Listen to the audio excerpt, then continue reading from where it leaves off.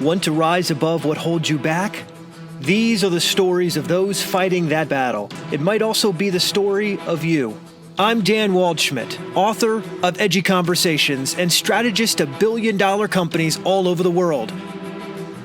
This is Mark Minard, author of The Story of You, the guy who knows a thing or two about never giving up.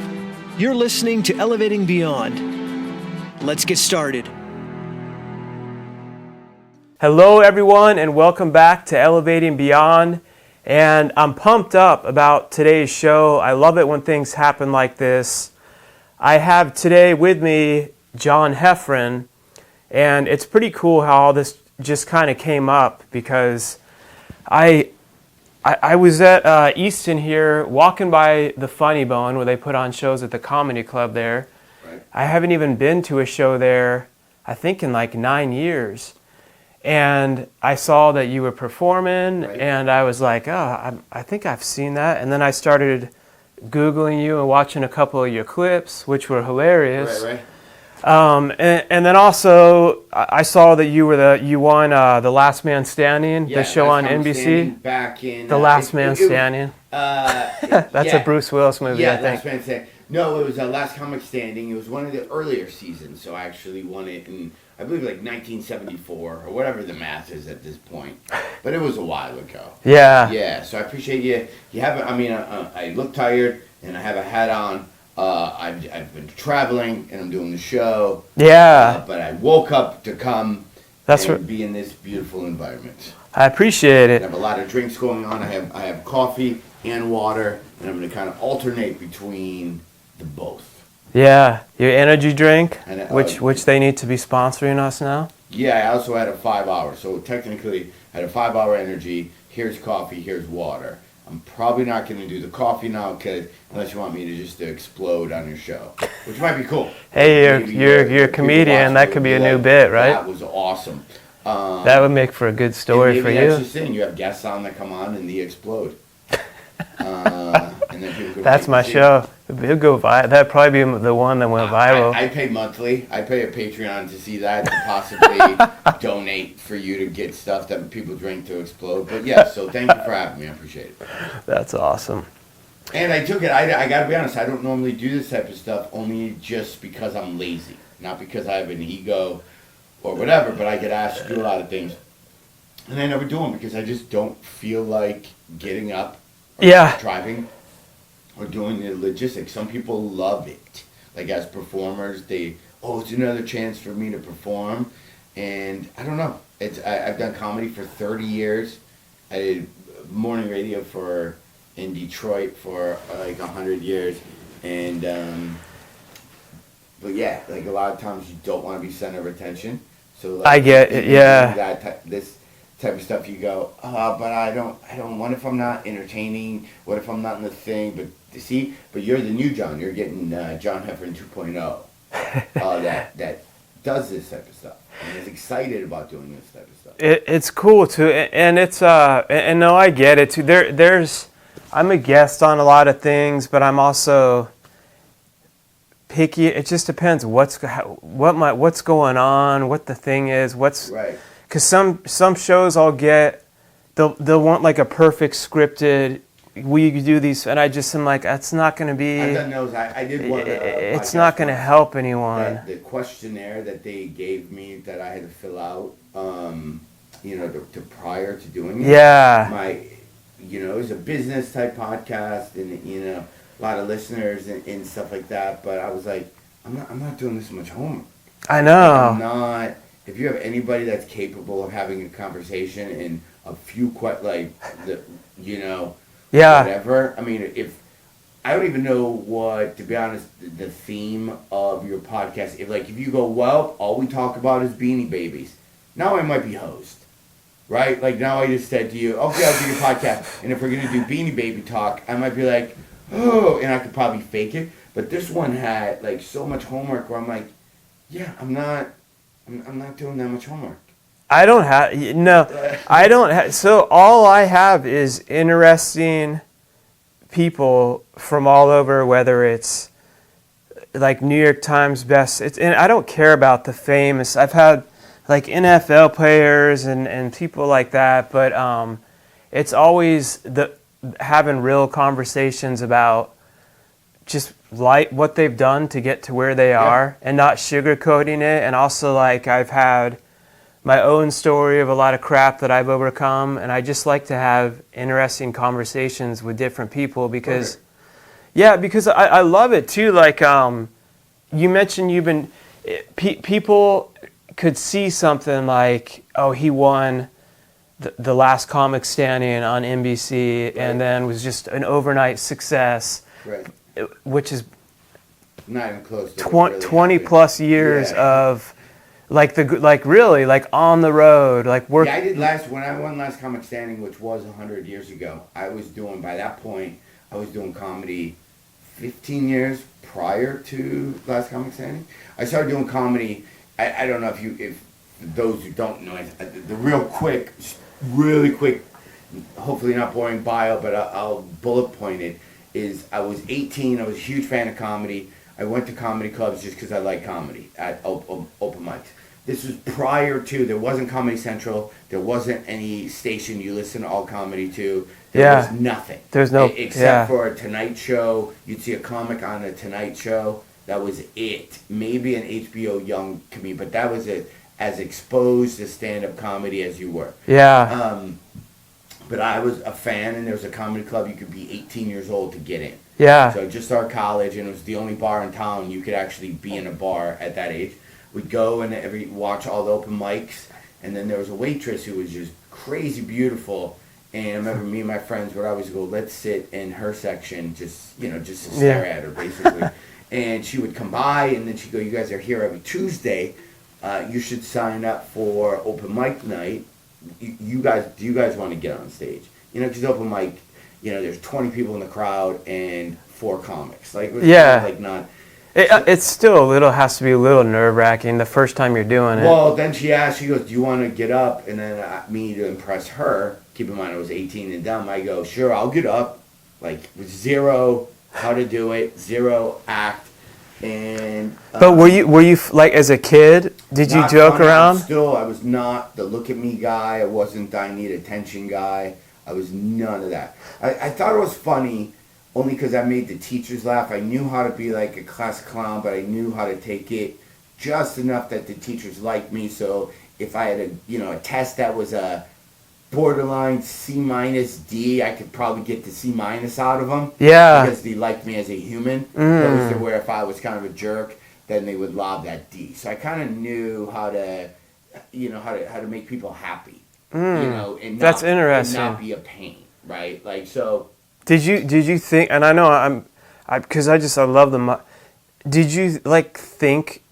So many people I know, including myself, they can be more I'll speak and there'll be like 600 people, but I need my own time, and I'm sometimes more introverted than people would think. But when I was younger, I always kind of looked at things in different ways, I think, than other people. And I'm not saying I'm a comedian. I'm just saying people that do different stuff. Well, I used it. Well, so back to a real quick story. That waitress who told me to get on stage and do comedy, and I signed up for her, was Lucy Liu, the actress. Yeah. Oh, really? Kind of a funny story. Yeah. So she was in college when I knew her. From the Kill Bill and stuff. Yeah, and then she's on Elementary. Yeah. Yeah. So she actually signed me up for open mic, but she was 20 something, and and then she graduated from college and she went off, and I've never talked to her since.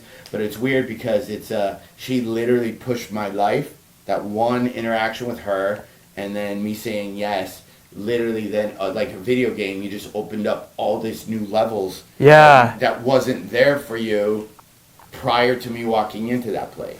Like, sometimes I think, you have choices in life, and you go this way, just like a game, then all this gets blacked out. Yeah. All this is cut. But back to your And it's always the scary, it's usually always the scarier. It's like the thing where you got to go through the fear. Everyone's like, you wait for the fear. So at 18, I had jobs, but they're 18-year-old jobs, right? So if it's permanent. You're not climbing a corporate ladder. You're doing landscaping or whatever. Yeah. So I didn't quitting anything to do comedy. I was never challenged that way because I did it at 18, did it all through college. So when I graduated from college, I started performing at colleges. And I was performing at 100 colleges a year, 200 colleges a year. So I was making money out of college that college kids didn't make. And I was just doing stand-up. So that made my life. So I would look at my degree and go, wait a minute, I'm going to make 30 grand, whatever the math was. Doesn't make sense. I'm going to make 30 grand with my college degree, but I have enough corporate bookings that I'm making 100. Like, again, that's not the numbers, but that's the or the difference between. So I'm like, why would I not do comedy? So that pushed me that way. And then, like anything, there's ebb and flows. Then there's years you make a lot of money as a comic, and then a lot of, then there's like, and that turns into how well are you with money? Like so that's, I know if you're listening at home, you're going to follow. We're going to open up a lot of tabs on our browser this show because that's how my brain works. They're used to me. And if there's open loops, feel free to get a hold and I'll close them. But the money thing in it itself is a life lesson where I realized, just me, if I made 40 grand a year or if I made $1 million a year, I'm probably going to be broke either way, just because I have bad money skills. Yeah, it's skill. It's a skill. Hand me another $1 million, and I'll pull. You know what I mean? Yeah. That was the old me. Yeah. So that's how, and then so I never had to really give up anything to do stand up, and I never treated it as a business. I mean, it was a business, but it was always fun. And then right around, I did some Tonight shows and did some specials.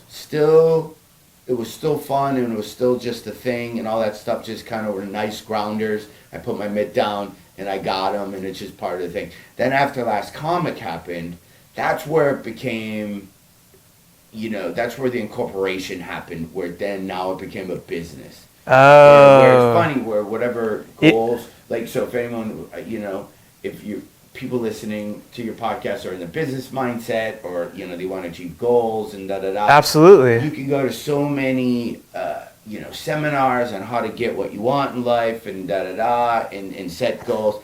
I think the bigger play and the harder thing to do, getting to your goals, is kind of easy, no matter what it is.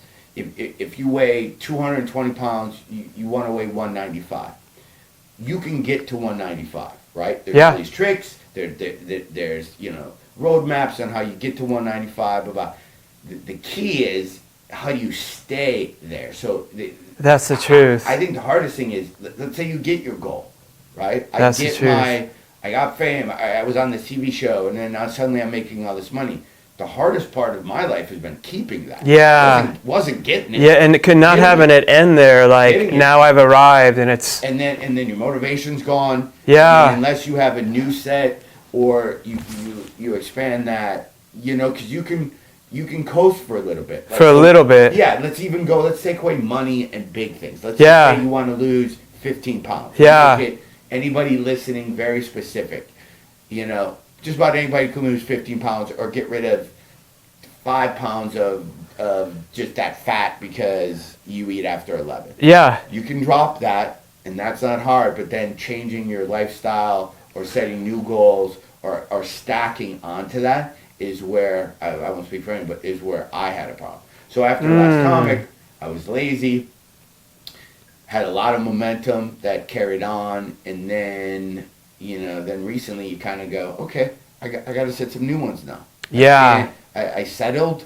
I don't have, Yeah. You got to almost, it's a weird Rocky montage where you kind of have to stay hungry no matter what. That's and not true. Obsessive hungry. Not, I want more money. No. That's not healthy, but just finding that thing that gets a little scary. You're right. And, keeping yourself a little bit on that flight or fight thing, instead of just being, a lamb walking around not knowing that there's predators.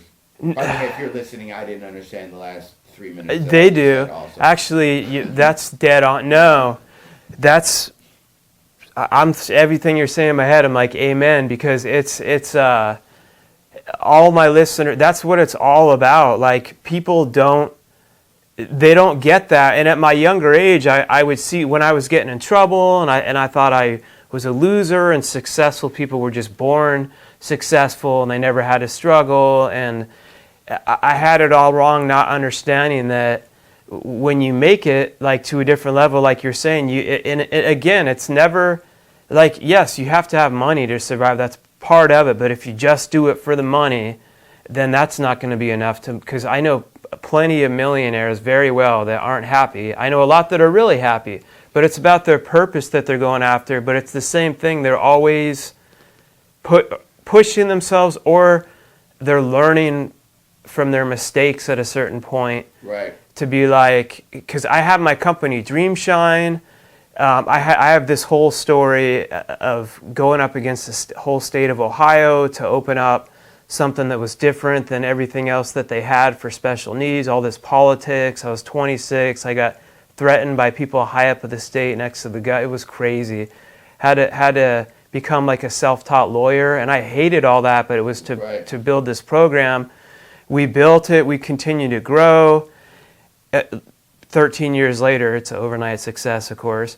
But then I could have like but like something in me started having even a bigger, like I didn't have to have a podcast. Right. But, or like write a book and start, I dropped speech class 3 times in college, and I started something in me is like, I want to share my full story, and I want to learn even more about just like leadership as a whole, and that word can get so played out.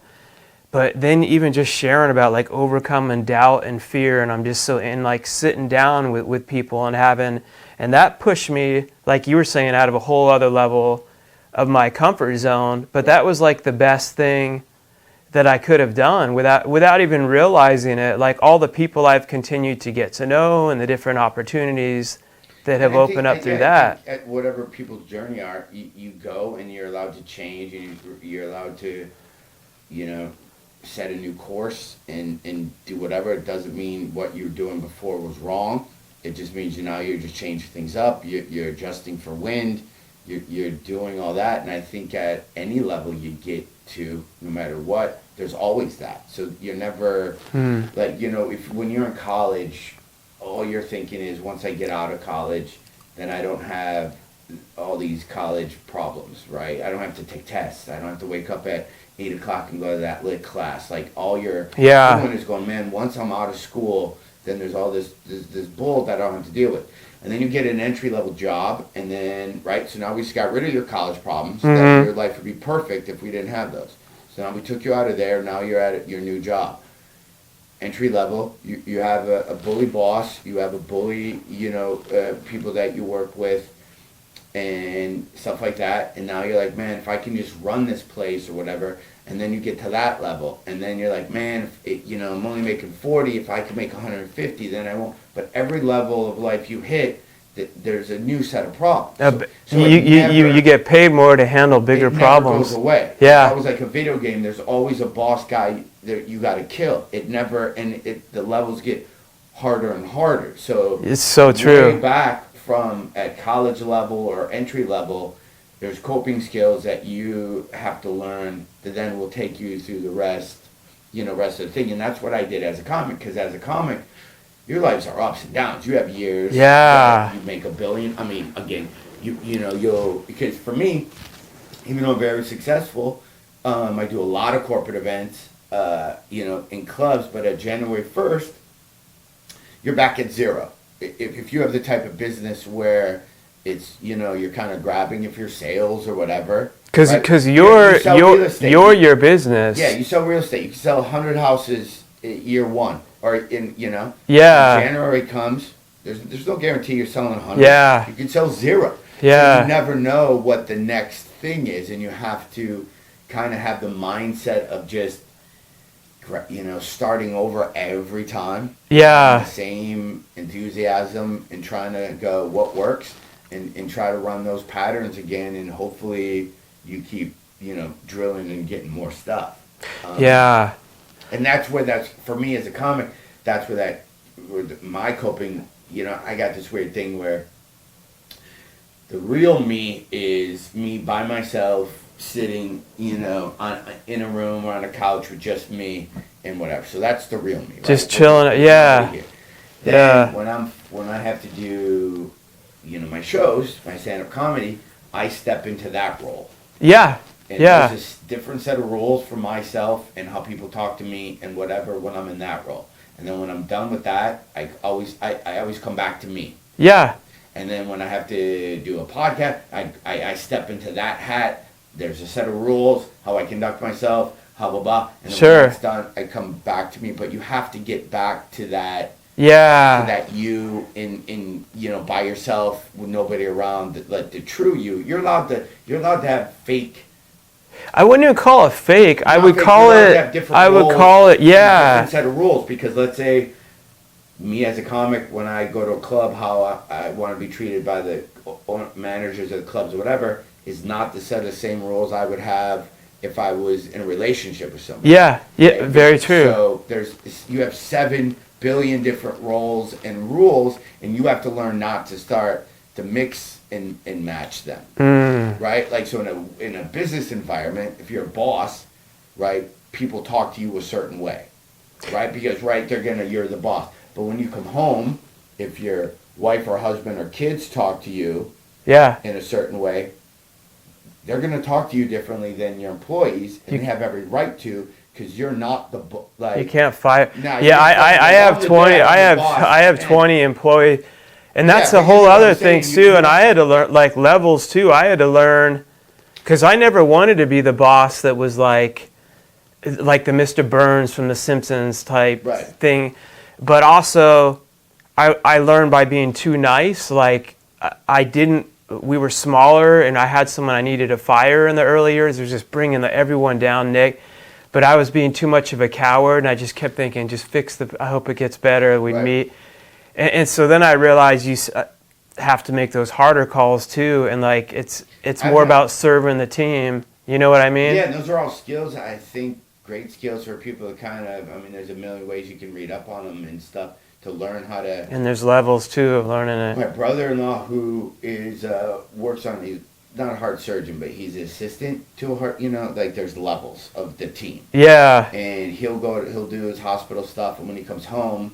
The one that texts you the emoji? Yeah. He walks into his house, and he's got kids and wife.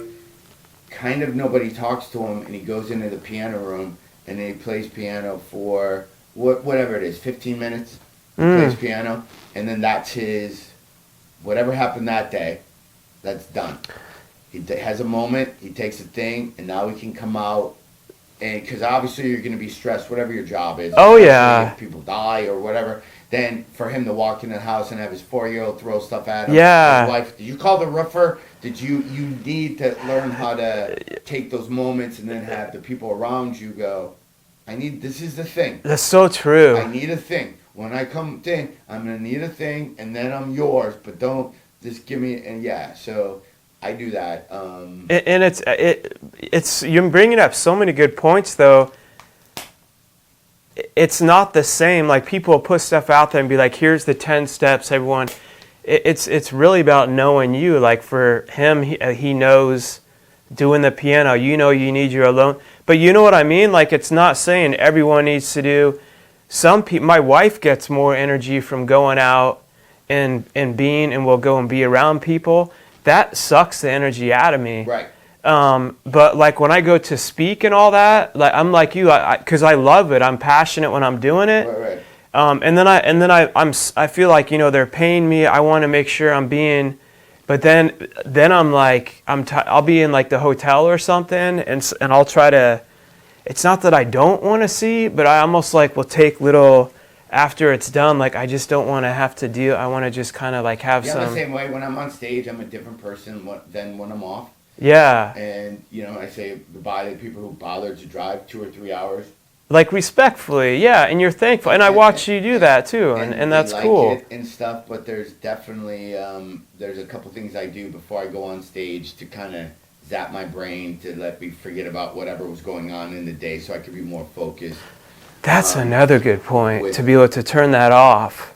But then when I'm off stage, when the second I get done with my show, there's a couple little there's stuff I do that just then I end that night. So that's why, with you as a speaker or me as a comic, I do wrong math, but let's say 300 shows, a year, right? That's probably not every show is going to be good. Yeah. You're going to have some shows that were perfect. Some shows are just not going to go good. Perfect show that didn't go good. 2 minutes after my show's over, I don't even remember how it went because I don't care. Really? So when I'm on stage, I care at that moment because that's when it's live. The second it's over, I don't do any autopsy on what just happened, good or bad. Really? Maybe if I thought of a new joke or something. That's what I was wondering. Do you try to use it to think if you and should then switch I'll your... do that, but the actual show or the feeling, I let go the second. Huh. The second it's over. That way I'm not laying in bed. If the show went bad, I don't dwell on it. But have you before, speaking of the levels, would you say there was a time when you did that more earlier on, and then you got better at it? Yeah, there were shows that didn't go well, that maybe had more weight on them, like a TV appearance or, back in the day an audition. Yeah. But, yeah, you just kind of learn, because that stuff can eat you up. I know younger comics that have shows that 3 days later, they're like, oh, that show Wednesday bombed so bad. And I'm like, why are you even... Yeah. Everybody in that show has a life, and they forgot about you before they even made it to their car. Why are you still, why are you still hanging out there? Because it's not, if you, whatever, I think whatever you do for a living, right? You write books, you're a speaker or whatever, and like you go out and speak, right? You're at some place and you're a speaker. They're seeing you as a speaker. They're seeing you as a product, or me as a product on stage. We're a product.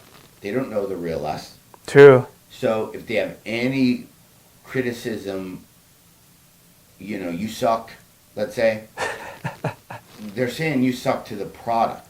Yeah. They're not saying you suck to you, because they don't know you. Yeah. So that's why. That's true. That's my level. So you can all day long go, you talk too fast. Somebody could go, you got a nasally voice, you're not funny, you're the worst comic I've ever seen, and I would just stare at you and go, you're 100% right. That's your opinion of that product. Yeah. That's not me, so you're not hurting, you're kind of wasting your time even giving me that type of feedback, because that's like going to a car and yelling at the car, going, you're the worst car ever. You break down, the car doesn't care. I don't know, the way their technology is this day and age, it might be able to... Yeah, that's true. It will No. I get what you're... But like you being on Joe Rogan's show and stuff too, just there's different... The way I also look at feedback is who the critic is, because there's times where I have needed... Like the right type of mentor that's giving you criticism, and there's feedback. From the right people, you know what I mean? Feedback is feedback. Yeah. And you can take that as a note, and whether it then applies to you. Yeah. Then that's different than, if I was to even, this is a horrible example because I've only been up for an hour, but, feedback would be, and I'm just making this up, you know what, if you lit this room better and maybe had the chandelier right here, then it would get rid of our dark circles, so, right, so that's there is feedback. 2 lights Criticism that aren't on. Criticism would be like, why do you have a picture of you? It doesn't serve a purpose. It's just me being a troll, and people love doing that. You know what's funny? The guys that did this whole studio, they always give each one of their clients a surprise. They had that made for me. It's a great picture. And I was laughing. I was cool. And I'm like, man, I like that. I'm like, I wouldn't normally be like narcissistic enough to, yeah, but people have, and I'm like, I don't care. It's they did it and it was a gift, and I thought it was great. Nike slaps their swoosh on everything that they ever put on. So what's the difference? There's no, but there is a difference. So even people at work, or if you're working, or if you get criticism or whatever from people you work at. It's just, again, I just look at it as feedback. I'll take it as a note. Yeah. That doesn't mean I'm going to lay in bed and think about it. Yeah. I might go, you know what, that's a really good point. When I'm talking, I am turning my head. Like if I was doing the whole podcast, kind of just like this. Yeah. The camera's this way, and you go, it'd be better if you turn this way, where they can be like, oh, you know what? Oh yeah, the camera's there.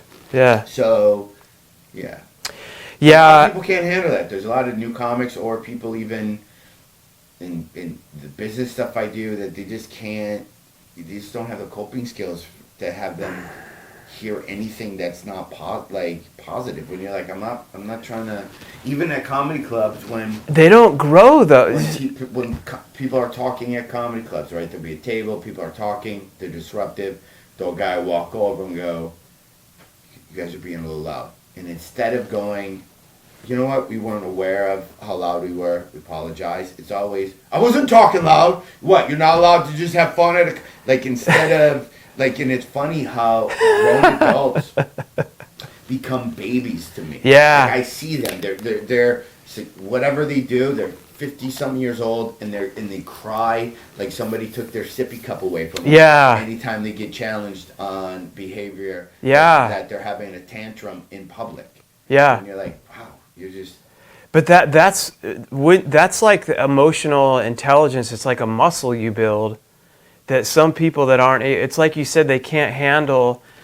No one likes to be. It's like, man, but you have to be able to, if you want to grow, to take that crap and be like, yeah, there's some good points to that. And I've had some people tell me stuff with good intentions, even with my voice and all that. At time, I'm like, yeah, okay, I get what you're saying, but I tried too much to be what this pro said, and then it was like, that's like, I wasn't as good as I could have been like being more me. There was a time when I'm speaking, I even had a voice pitch coach at one point that helped with different because I realized like, okay, if you're kind of monotone in this it's all, so they were right in some areas, but then one lady was more like, now make sure almost like the T and the this me, and I'm like, and I started to overthink, and my message was getting worse. You want my tips on side note? You want my tips on voice pitch? Yeah. That I could probably sum it up way quicker than, I'm sure that lady's a great lady. Yeah. There's 3 different type of people in your crowd, and I'm making this up. This doesn't really happen, but this is how I look at it. You speaking at your events, maybe a little different than what I'm doing at a comedy club, but for the most part, it's a personality thing, so I'll use these references even though it's not happening where you are. Yeah, it's similar though. So there's 3 different type of people you're always talking to in a group. There's the person on an amphetamine, right? I'd say there's the coke person, there's the drunk person, right? Yeah. And then there's the high person. 3 different type of things. You speak to one, you're going to lose the other 2. So what I do is I usually start off in a normal voice pattern like this, and I'll just start talking, and this is the pace I'll do. It'll be just nice, it'll be relaxing. And then as I start talking without really any purpose, I probably will start speeding up my voice, and I'll start talking even like this, and I'll even get higher, and I'll get more excited. Yeah. I'll start talking like this, but then when I really, really, really want somebody to pay attention to what I'm saying, I'll drop it down here. Yeah. And I'll drop it here because at this level is where people take in the most info. So, and what you do is you ride that roller coaster through 3. So you don't have to overthink it. No, you're right. That's what it helped me. So that's good feedback. Key phrase. Yeah. Let's say your key phrase is wrap it up, and then I go this, and then this. What happened to me when I think, and then when I was this, and then I had a horrible teacher. That's when I wanted to make a change. Yeah. They're gonna listen to. So I'll do that with my stand-up, and I'll tell young comics all the time. I'm like, you're either too yelling the whole time, or you're too low the whole time, or you're too. You have to go, like, and I listen to that more than anything. And you're right. That's good. And so some of what she said is what you but said. Grabbing the T, to me, that's too precise. No, that was wrong. That was a different. Yeah. There was two different. It's called the charisma pattern if you want to look it up. Yeah, It's a that was neurolinguistic too much. programming, technique, and it's called charisma pattern. But your voice thing, you're right, because then but that's what I'm going back to. Can you handle the right feedback? And I'm like, she's right. And then I realized it too. And sometimes I was doing that naturally. Right. Yeah. But then I realized like it things to be even a little more intentional on that. Like I'm talking about the people I had that were close to me, that the one that like took a gun and blew his head off. And I'll slow down. But then also I've learned like I'll like step back into that moment in that memory when I'm doing it. And so I'm kind of slowing down too. And it's almost like, then I'll speed, but yeah, it makes it was good. The story. I've done stuff where you tell the same story, and then you do it at a high pace, and then you do it at a medium, and you do it at low, and it changes it's like playing music and playing chords. Yeah. It changes the meaning of the story. So kind of then you start to go, what do I want people hear? There's a couple people out online that I wish that are just stuck in that, and there's a younger kid that I wish I could get a hold of him and tell him, man, you don't have to do the 80s motivational speaker guy. It's annoying. Nobody pays attention to that. You have to stop. These 18-year-old life coaches selling their programs. What if I showed you there's 5 simple ways? Oh my God! I'm in a 1-bedroom apartment, but now with my 5 system, I can show you 1 how to get the thing done. 2, and you're just like, oh my God, you're exhausting. I've spoke at an event. I was a keynote speaker at an event, and there was a guy that had a best-selling book, like we were talking about before, and it was all on. He had some phrase like "lead with," I don't remember what it was.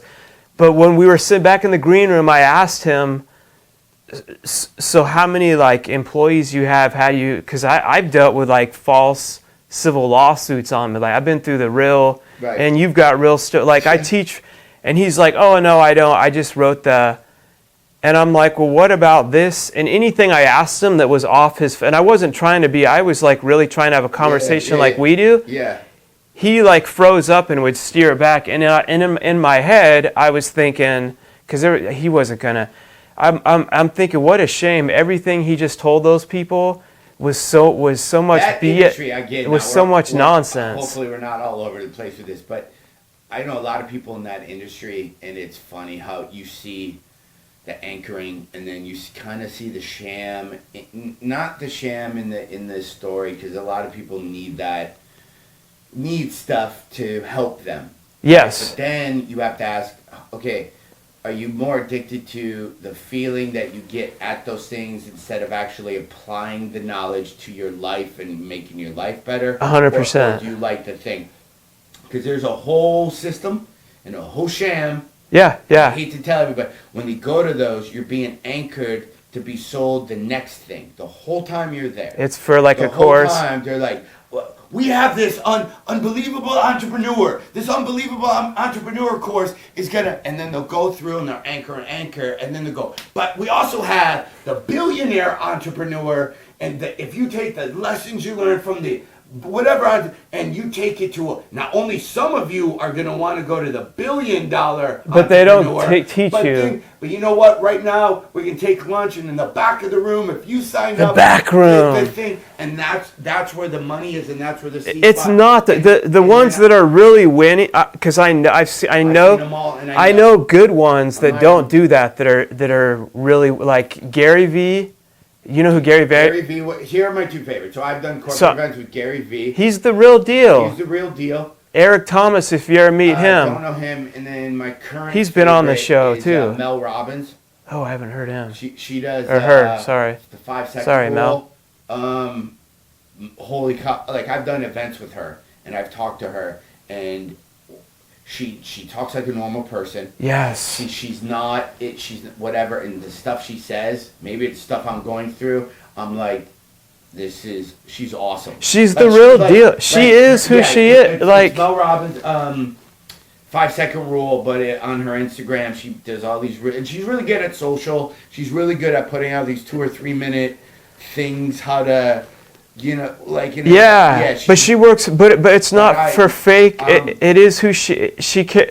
The difference between. I gotta be honest. You know what? You go to seminars and be like, hey, let's see if you can walk over coals.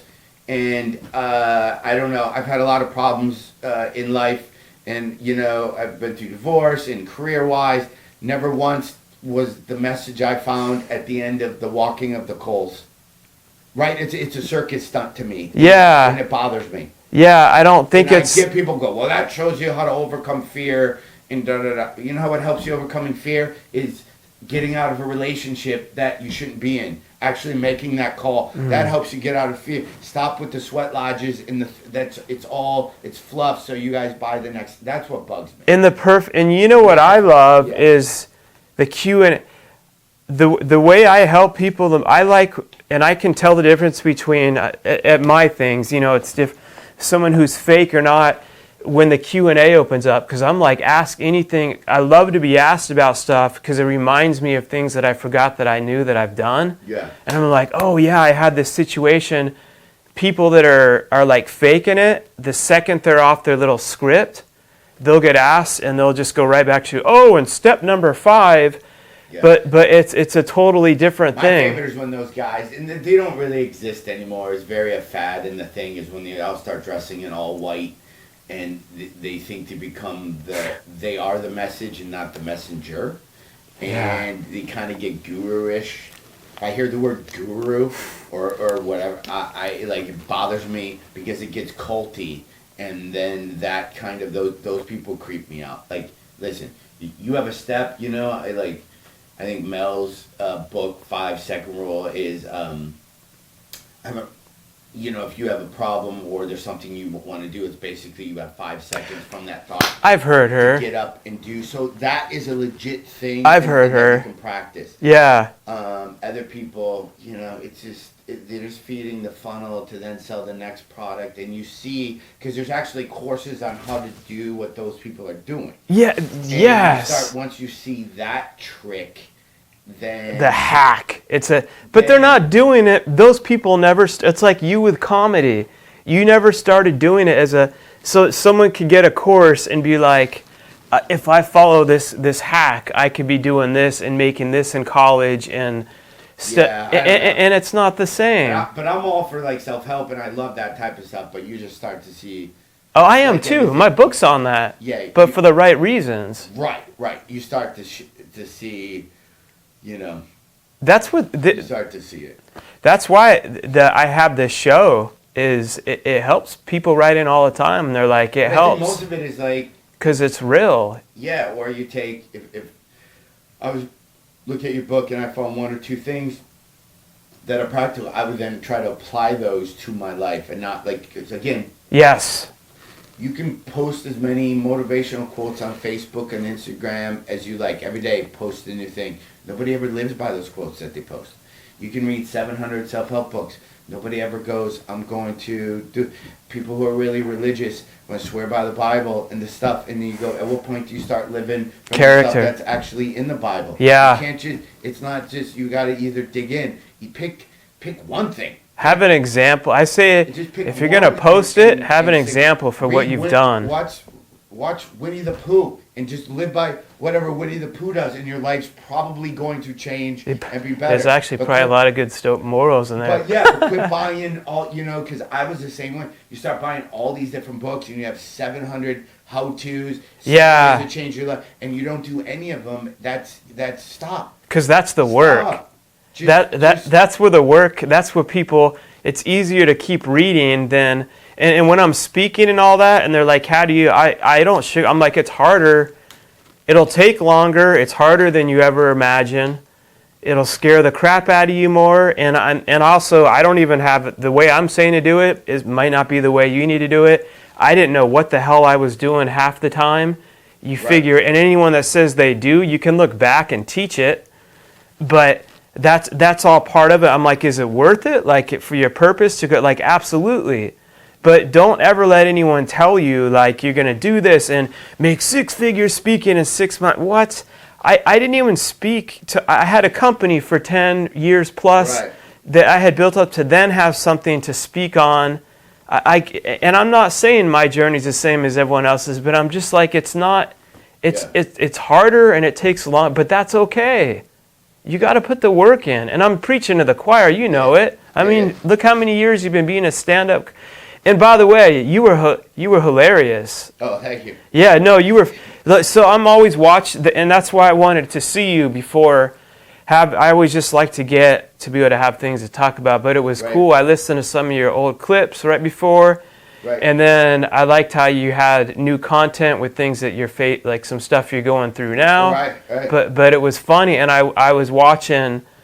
At one point, I stood back, and I'm not like a normal, but then I stop and I'm watching the crowd and I'm just paying attention to how and I'm looking at, and then I always look at the bigger thing. It's cool for you to know also, I think, like, just how happy you made those people for that night. Like, when we're hard on you know what I mean? Like when you're going through crap and you're like, what do I do to keep, it's like that is a purpose though. Like you're entertain. You made their night. Like you know what I mean? Anything like I always have this battle because I don't physically go. Here's what I do for a living, and then here I made this cup. Want to buy it? Like there's not a physical. It's air. So my whole business is an experience that goes away when it's over. So it's almost you're selling. Yeah. Cotton candy. The second you eat it, it's disappeared, but you enjoyed it while you're doing it. But you also, for me, it's, people need distractions, right? Yeah. Everyone's got stuff going on, and you don't know who's in the crowd, what they're going through, and they need that whatever the show, they need that hour to not think about whatever they just left. And I've had over a billion different stories of, create like super sad to, just, you were our first date, and we've seen you, and now we've been married for 17 years. So isn't that cool, though? Or I had somebody sent me a letter where their family would come and see me for 10 years, and then the dad got cancer, and then I was always performing around the same time of year, and he's like, buy tickets to go see John Heffron, we'll go next year, and that was let's get past this point. So he came to the show, and then he passed, months later, but I was embedded in this family because I was a thing. And on. And then this woman sent me this really nice letter. And then that just made me think, what if that was the show where I was like, I don't know, I phoned it in. Yeah. I was mad at something, and I went on stage, and I wasn't, at 100%. I really want to do well. And that happens a lot. That's a lot of motivation where you roll into a city, or there's stuff that happens in the kitchen that you get, you get mad at, and then you go on stage and you have to learn how to separate.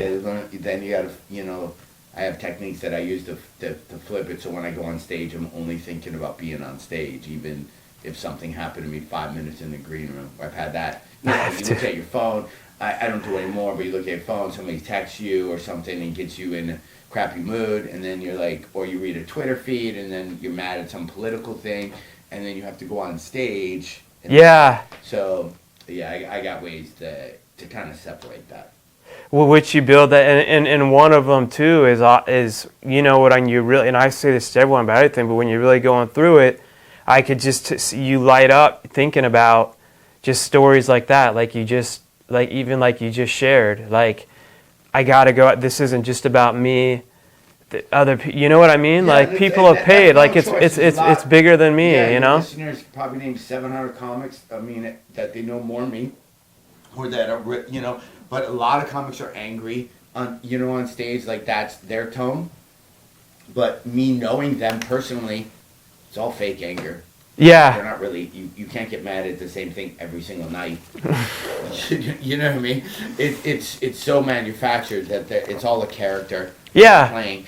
And I just think that would be exhausting, being that angry every night. So I just choose to be more upbeat, vanilla, happy, celebrate. But you're life being more you, yeah. people. And you know what? The guys that want to hear really dirty stuff, and want to hear about like partying, like I'm not the guy for you. I'm not, but that's the thing you learn as you get older is like, I'm not here to speak to everybody. That's true. I'm here to speak to people who want to listen to me or I want to talk to. If you're not in that group, there's a lot of other options for you. Yeah. Have at it. Have a wonderful time. It's just like a band or music. You're right, because if you try to please everyone, then you're you're just going to be worse. Yeah. And and also, but what I like too is you share. I know you. I don't know personally, but I know like stories are. I'm not going to say made up, but we can. You want to make it the right way to fit into the bits, but you share different things that you're going through that could be adversity. Like you had some stuff with your health, you had some stuff with your marriage. I had Bell's palsy and divorce all in the same week or two. So the divorce was made for 17 years. That happened. And then Bell's palsy, those don't know, you basically like your whole face gets paralyzed, and it's just a neurological thing that it's dormant and it just can happen to you. I'm just laughing because I'm remembering the your So it kind of. So I don't really kind of talk about. I mentioned divorce on stage, but it's a weird subject, and in other parties involved, I wouldn't even make fun of them or have that be an issue. But the act of going through something that life-changing to me is where the comedy is, because even if I watered down what happened to me, because it's nobody's business but between me and the other parties involved, but I can, somebody gave me a quote that I'm going to hack up, that if you've been through the fire, it's important you carry water for those that are also in the fire. So if you've been through something, it's important for you to then help people who've been through the same thing. Yeah. So on stage, and I'm not preachy on stage at all, but I definitely throw one or two lines about best way through things is just through it, and you protect your chin, and you just go, and it doesn't not suck. Yes. And you get friends with the fight, and I equated it as like there's a tornado coming. You run into your cellar, you close those two old wood doors. Yeah. And for a while, those doors are flapping. Yeah. And it's dark. You see a little slit, and it's a dark sky, and you don't know if those doors are going to hold. Yeah. And you're down there, and it's scary, and all of a sudden it gets silent. It's so true. And then you see a little bit of sun, and then you open up that door, and your barn's gone. Your truck's thrown across the field. It's just true. It's such a good analogy, though. Everything that you had is gone and destroyed. But you walk out of that thing and you're still alive. You're alive. So there isn't those scary moments, and there isn't those moments where things aren't going to get flattened. Yeah. But you know what? That was an old barn anyway, and that truck didn't start out. So sometimes you need those storms to create a path that you're going to go. And that's true. And you're not going to make it through life without the walls caving in. Yeah, it's going to happen whether you try to avoid it or not. Out of it. You're not. Yeah. It's going to happen. Yeah. Okay, so it's just a matter of when, and then when it does, know that it gets better. And there's a billion. This is why we get mad. I had somebody pass recently who was going through the same thing I did. I went to high school with him, and he ended up taking his life, actually, and he was going through the same thing I did at the same time. And it was one of those things where I have the gift of, I can use my words, and if I'm feeling a certain way, I know how to talk about it. I can get it out of my system. Some people don't have that. Yeah. Some people just don't have that skill. They weren't brought up that way. They don't know how to talk about whatever's thing to realize. That was one person that, you're always one ask for help out of almost at any situation. That's true. Because believe it or not, whatever problems you have, get over yourself thinking they're unique. People always go, well, I'm going through this thing. God, that's so true. My wife or husband, they've been cheating on me, and then there's this other thing, so no one's ever been through, and you're one person away from going, I'm sorry, what'd you say? Yes, I went through that same thing. Here's what I did. Here's what worked. Here's what did.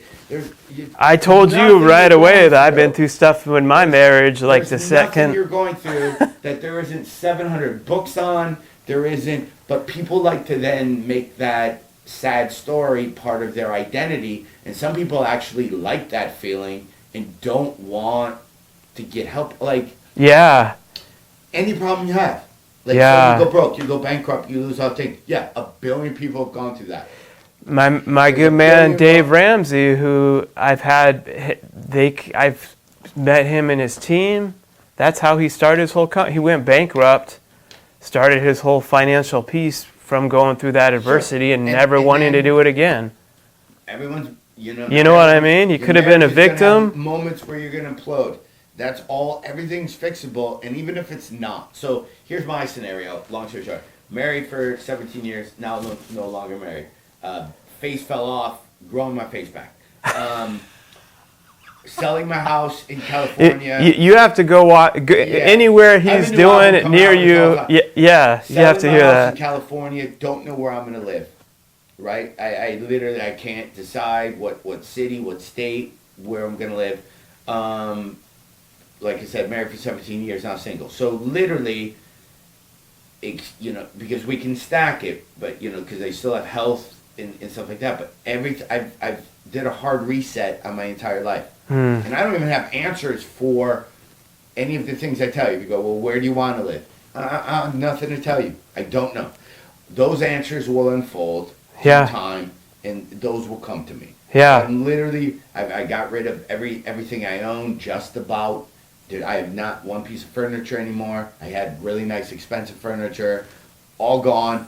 Except his kettle, he was pumping his kettle weights in the back of my his truck. But it's funny so out of all of this, I have huge lessons now. So now for the rest of my life, if I ever get a house again, I don't even know if I even feel like owning a house, to be honest with you. Yeah. I know I will never spend money the way I did on stuff that I can't even give away now. So that was a life lesson. Yeah. That I'd rather spend money going to concerts all the time than having a really expensive couch. Have an experience. I know Yeah. what happens to a really expensive couch. It's going to start to smell. I'm going to sleep on it too much. It's not going to get comfortable. Then I'm going to have to pay $1,000 to get 1-800-JUNK to come and take the couch I don't want in my house. Yeah. Or my wife won't even let me lay down on it. Yeah, so you see the thing, so then you adjust to what makes you happy. Like it's not so now. Yeah, so I'm very turned all of a sudden. I'm very minimalist in now what makes me happy or what I want to do. But I needed to go through all of that stuff. Yeah. To get to that point. Yeah. So go through it is the only. But friends with the fight, you're gonna get nicked. I would do, Man, I love it. I would take knife fighting classes, and we won't even get into this, but right. That's why we have the swords here now. We're gonna sword fight after, but they always tell you go through night and listen. You have a knife, somebody else has a knife. That's a horrible day for you. You can learn techniques all day long, how to defend, how to block, how to move, footwork. Guess what? You're still gonna get stabbed. You're still gonna you're not gonna make it out of the knife fight without getting cut. Yeah. Right. There's no superpower move that you're gonna take away the knife. Yeah. You're gonna get. Like the movie where it's and you got it. You have to accept and make friends with the fight. If you're getting a fist fight, you're gonna get smashed in the face. Yeah. Even if you win the fight, you're gonna get. So when you get smashed, don't be like, "What? I'm not supposed to ever be." Yeah. You're in the fight. You have to make friends with it, which means pain is coming your way. Yes. So when you feel that pain, don't stop the fight and go, "What? I'm not supposed to get hurt during this." Yeah. That's the thing. 100% you're gonna be hurt, and then but you lick your wounds. You do all that stuff after the fight's over. Yeah. So, but what you're saying is so anyone. The moment you think it's only me this is happening to is the moment you're falling into that self-pity trap. It's like, no, it sucks, but this happens. This is part of it. With both palsy, so it's like a stroke. So I couldn't blink my eye for a month. I couldn't talk. I was talking like Popeye. My mouth was all to the side and da-da-da-da. And I felt really sorry for myself. One, because it sucked, and I talk for a living, so that's Yes. the thing. But I have a brother-in-law who. But you didn't stay there forever. You know what I mean? Like, it's normal to Well, I have a go brother-in-law through a who- pity party. Yeah, I was in. He was in Afghanistan and in the army and hit a roadside bomb and he had lost his legs. So that guy went from that to now he's in a wheelchair. So there are moments where I was sitting there going, you know what? I can't blink my eye. It'll probably come back, but I can walk. Like, you can stack. You can. Yeah. I mean, that doesn't mean whatever problems you have in life aren't legit. Yes. I'm not discrediting that. Yeah. If in those moments you still got it. Well, this sucks. I met a guy the day I found out I was getting divorced. I went someplace and I talked to this guy and he was getting divorced almost at the same time. Yeah. And then we kept talking and he then somehow mentioned he has degenerative hearing loss. He was in a band, he's in a famous band, but he will probably be deaf within a year. So then the whole time I'm talking to him, I was like, okay, I'm getting a divorce, but in a year I can still hear. This guy's getting a divorce and will be like, you can all day long start to stack. I don't care. But and people love to outdo you. People love to play cards. Go, well, you think that's bad? Well, here's what people love to. I have to cut those people out. Learning to cut those people out. But it's pointless. That doesn't mean I can't be empathetic and listen to your story. Of course. But when they're constantly negative, you gotta have boundaries. And there's 12 billion people who have it worse than you. Yes. Yeah. Oh my God, you live in I'm living in an apartment, my life sucks, I wish I could have my, okay, how about the people who are, Don't have water? My wife's from Sierra Leone, West Africa. Okay, right, And we went there, and it's she's been here for 19 years, but her mom lives there. We go. It's beautiful there, by the way. They have the most beautiful beaches. Right. But then on the other hand, I watched a little girl die. There's a dirt road, and all of a sudden I hear this mom screaming, like in this. There's like those little tin shacks. She's like, "Oh my God!" And all these people are crowding around, and I just see a little kid laying there on a dirt road. And the guy that was with me, that was like my wife's cousin, I kind of had someone with me like everywhere I went to. They helped just make sure safety and all that too. And I was like, "What's wrong with her? We need." And he's like, "No, stay. She may have something that we don't know. You could." I'm like, "But what are they?" And the mom was just gut wrenching, screaming. The next thing you know, they're picking her up, and I'm like, "Where are they taking her?" And he's like, "They're probably going to go burn her body." And it clicked. There's no you can't dial 911. No. There's no ambulance to come. Even for the wealthy, the hospitals in her area are horrible. Yeah. But it made me, like, perspective-wise, think even I can be like in the ghetto in LA or in Detroit, and I can dial 911 and I'm going to get to an emergency room. Yeah. And like that's a blessing. Yeah. But again, I guess to circle back around, it's all I don't know how to circle back around. We've covered so much. Back to what we originally, the happiness thing. You got to dial in what makes you happy. Yeah. Before you go on any trek to, you want to be in I have a buddy, super successful, TV guy, and his life, he loves his family and everything, but his job, and he has the dream job. You'd be like, oh my God, you've done that, and that. How can your life not be awesome? And he's like, it's just not. My old roommate. I've seen it a lot. My old roommate. This is very dude-ish right here. But my old roommate used to be in charge of the Playboy Mansion and all the Playmates. So if the Playmates had a TV appearance or had an event, Rob had to be there with them. So he was in charge of all of that. He was in charge of basically like Hugh Hefner and then Rob, right? And we were 25 or like every young guy, like every fantasy for right. So Rob hated his job, right? Like you literally, and he was never around. That he didn't hate his job. He was a good publicist, but the girls were annoying. It didn't fulfill him the way. The girls were thinking, so even a job like that, he was like, it's work. I gotta quit. I can't work here another day. I can't. And it's just funny how your perspective, Yes. I would come back to my apartment and I'd open my door and there'd be literally a playmate laying in my bed, and then I would see throw up on my carpeting or on my, because they went out and she was too drunk to drive home. This was like pre-Uber. Yeah. You know what I mean? Yeah. So, and Rob never mixed business. So he was in his room and he never knew if I was coming home. So I'd see a girl in that and I'd be like, ugh. Then I'd go on my couch and I'd sleep, and then, they would get up and leave, and then I'd be picking up. So I hated playing. Like, it was this really weird. People were like, what? You came home and there's a play and you're upset? Yeah. But that's the real, that's like in the arena. It's so easy to be from the out, and I've done it. But like when you were saying with getting hit and stuff, isn't it so easy to? I had like the NFL player I had on my show that was a wide receiver. There's times I would watch and be like, it hit him in the numbers. How could you miss that? You're getting paid. Right. But then when they give perspective of like, dude, and I was surprised like how he wasn't nearly as big as I would have expected. Right. Yeah.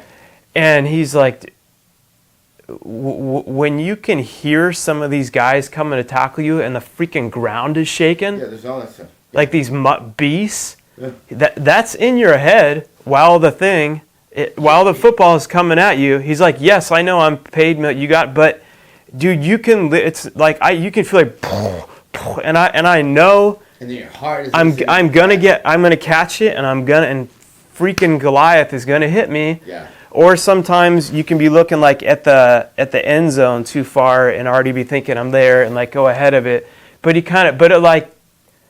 Totally, I'm like, I've been that moron before, and he's like, I'm not saying it's an excuse. It's my job. I should be. Yeah. But you have no idea what it's like to be on the field and get those hits and get those blasts. People do that with comedy. They'll watch a little clip, and they're in their underwear. They're on the couch. They're eating Cheez-Its. Leaving a comment. They have the comedy clip on their phone, but then they're watching something on Netflix, and it's a thing, and then someone go, well, that wasn't funny. Like, how's anything cutting through what you're doing? Like, that's, so. Why do you need to have time to write that? Or the people that get so upset about, everything. Whatever's trending in this day and age is to like what time. I have zero time. It's like if you genuinely being you. My wife's black. She grew up Muslim, half her family. I grew up Christian. I talk. I'll make joke, but I'm being honest. I'm being real. It's funny, and if people are too serious about it, now if someone's really racist and coming up and like I hate you mix and like burning crosses, and that's a different. But you're joking and you're being stupid. It's like. Yeah, I get people need to chill the hell out. Nobody at the time. It's not even. It's not worth arguing. It's just. Someone would be like, "I had that face that you're against divorcees with." There's probably like a Facebook group for that or something. I'll probably don't write me anything from this show. Now to be upset about stuff, or people are retroactive, go back and they'll look at stuff you did 10, 15 years ago and be like, that was, and you're like, ugh. You said you called your friend gay in 1982. Yeah, and then you're just like, okay. That was how we talked. He was involved, and then you go, I don't use, but I've never. I'm not saying that you did. I'm just like people can get. I had a bit. One of my big bits even on Last Comic was this thing called the "We Gotta Go Girl," and the whole joke was. You find a girl you like, and then you talk. In every group of women, there's one girl called the "We Gotta Go" girl, and that's a girl who's gonna say "We gotta leave," and you talk to her the whole night. And that's kind of whatever the bit. I don't remember, but it was pretty. It was on a lot of stuff, and people loved it. And I say it like that. There's one girl. I got recently this girl just on me, and you can tell she's 20-something because. I'm fat shaming, all this stuff, and I don't normally respond, but I go, can you show me that bit where I describe that girl? I never once, I don't say anything about what she looks like. She could have been a tall, Swedish, beautiful girl. I don't say she's ugly. I don't say she's fat. There's other comics that have kind of ripped off that bit that do that. I never did. Yeah. And there's one girl that's it in that group. But she heard. You're a freaking comedian, though. Filtered it, though. But that's the thing when you go, I never. You're a comedian, though. Head, it's so stupid to me. Well, yeah, but. But like it's annoying. Like it's definitely you make people laugh. Young people, but it's definitely an aged thing where the older. They won't even think that way. It's definitely younger people that have that attitude, which is great because when I'm in a rest home and younger people are taking care of me, I know how I can destroy them by simply making fun of them, and they'll have zero coping skills, and then I'll just run my rest home. Because me and all the other 7-year-olds will have all of our caretakers in the corner crying because they don't know how to handle somebody giving them, some little pushback. So it's good. I'm glad. And being able to, coping skill, being able to make